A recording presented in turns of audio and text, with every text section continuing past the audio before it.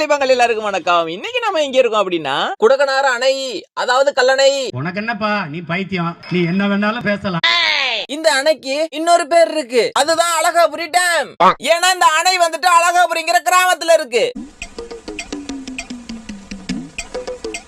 இந்த அணை பாத்துக்கிட்டீங்கன்னா திண்டுக்கல்ல இருந்து 27 கிலோமீட்டர் தூரத்திலையும் வேடச்சந்தூர்ல இருந்து 7 கிலோமீட்டர் தூரத்திலையும் இருக்கு. அதை விட முக்கியமான விஷயம் என்னன்னா இந்த இடம் ரொம்ப அழகா இருக்கு.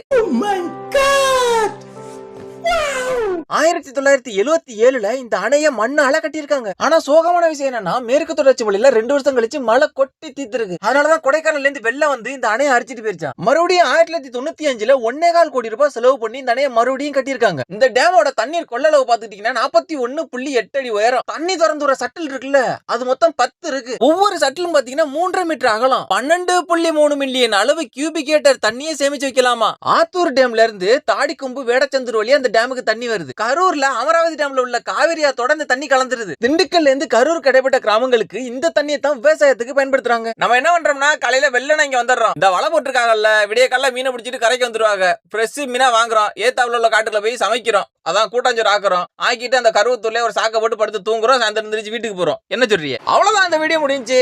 சப்ஸ்கிரைப் பண்ணலனாலும் பரவாயில்ல, ஒரு லைக் ஒன்று போட்டீங்கன்னா சந்தோஷப்படுவேன்.